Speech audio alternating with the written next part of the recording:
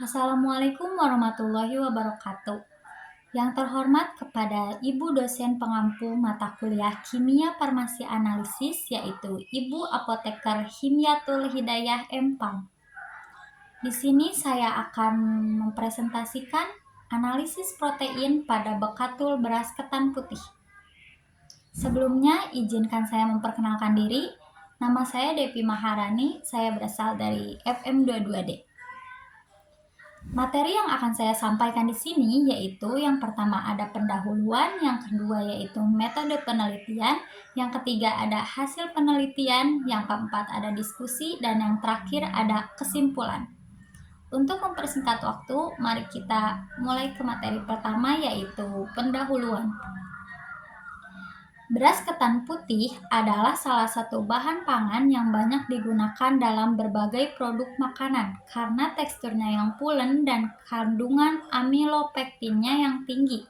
Meskipun memiliki nilai nutrisi seperti serat, lemak, dan mineral, kandungan proteinnya relatif rendah dibandingkan bahan pangan lain seperti kacang-kacangan atau tempe. Protein merupakan komponen penting yang berperan dalam pertumbuhan dan kesehatan tubuh. Sehingga analisis kandungan protein pada beras ketan putih diperlukan untuk mengeksplorasi potensi meningkatnya nilai gizi.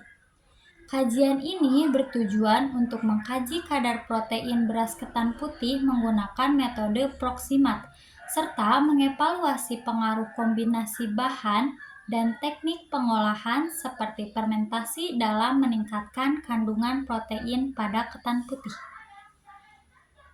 Selanjutnya yaitu metode penelitian. Analisis proximat adalah salah satu analisis yang biasa digunakan untuk menguji kualitas atau kandungan nutrisi dalam bahan baku pakan atau pangan.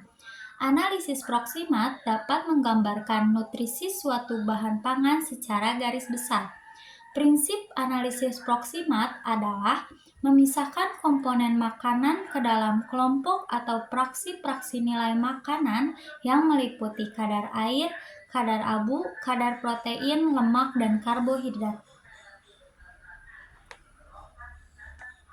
Selanjutnya yaitu ada keunggulan metode proximat. Analisis proximat memiliki keunggulan dalam menentukan kadar protein pada bekatul ketan putih karena metode yang akurat, terstandar, dan mudah dilakukan. Prosesnya relatif sederhana dengan biaya terjangkau sehingga cocok untuk analisis banyak sampel. Selain itu, metode ini tidak hanya mengukur kadar protein, tetapi juga memberikan informasi nutrisi lain seperti kadar air, abu, lemak, dan serat kasar. Dengan hasil yang cepat dan data yang komprehensif, analisis proximat menjadi pilihan ideal untuk mengevaluasi kualitas nutrisi bekatul ketan putih. Namun, ada keterbatasan metode proximat. Keterbatasan analisis proximat seperti hanya memberikan estimasi total protein tanpa mengungkapkan profil asam amino spesifik. Selain itu, analisis serat kasar sering kurang akurat karena kehilangan komponen seperti lignin dan pektin selama proses. Metode ini juga tidak mampu memisahkan jenis lemak, seperti lemak jenuh dan tak jenuh, atau trans, dengan sensitivitas yang terbatas terhadap senyawa bioaktif atau komponen minor lainnya. Analisis proximat lebih cocok untuk mengevaluasi nutrisi umum daripada analisis yang lebih mendalam. Selanjutnya yaitu hasil penelitian. Yang pertama, ada kandungan protein bekatul ketan putih, yaitu penelitian menunjukkan bahwa kandungan protein pada bekatul ketan putih yang dianalisis menggunakan metode proximat berkisar antara 6,31% hingga 17,9%. Variasi ini dipengaruhi oleh formulasi produk, kondisi lingkungan, dan metode pengolahan. Yang kedua ada perbandingan kandungan protein. Bekatul ketan putih memiliki kadar protein lebih rendah dibandingkan bekatul beras merah hingga 18,15%. dan bekatul beras putih hingga 20,48%. Hal ini menunjukkan bahwa kandungan protein pada bekatul ketan putih cukup signifikan, tetapi masih dapat ditingkatkan melalui dengan cara lain. Yang ketiga yaitu pengaruh fermentasi. Fermentasi bekatul menggunakan mikroorganisme tertentu dapat meningkatkan kadar protein secara signifikan. Dalam studi lain, fermentasi produk ketan putih meningkat kandungan protein hingga 16,5% setelah 192 jam fermentasi. Yang keempat yaitu kombinasi dengan bahan lain. Penambahan bahan lain seperti tepung, kacang merah, atau kacang hijau dalam formulasi makanan meningkatkan kadar protein secara keseluruhan.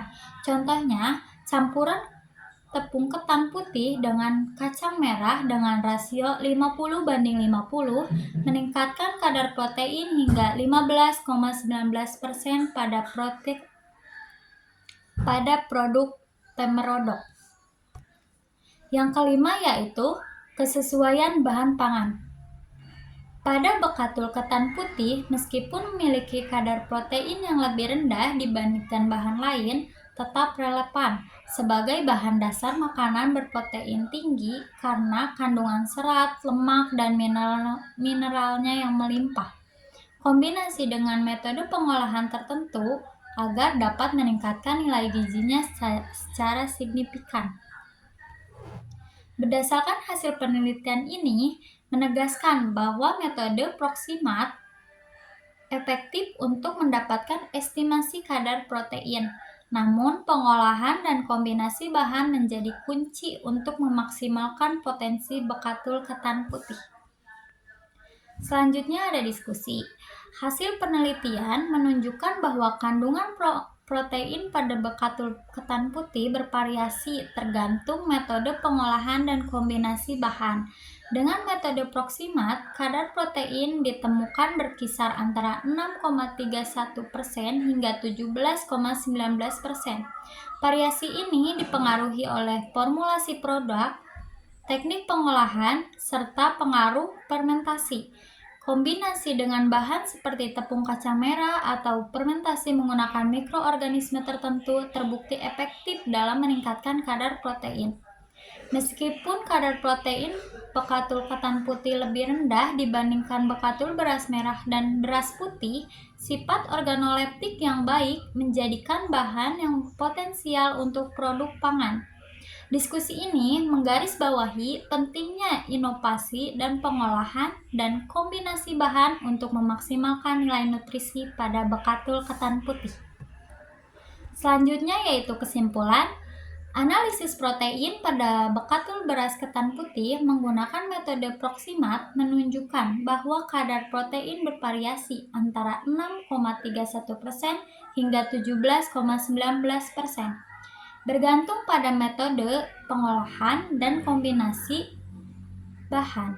Meskipun kandungan proteinnya lebih rendah dibandingkan jenis bekatul lain, bekatul ketan putih memiliki potensi besar sebagai bahan pangan bernilai gizi tinggi, terutama dengan penambahan bahan lain seperti tepung kacang merah atau melalui fermentasi. Metode proximat terbukti efektif untuk mengestimasi kadar protein, memberikan data penting untuk mengembangkan produk pangan yang lebih inovatif dan bernutrisi. Sekian presentasi dari saya, kurang lebihnya mohon dimaafkan. Terima kasih. Wassalamualaikum warahmatullahi wabarakatuh.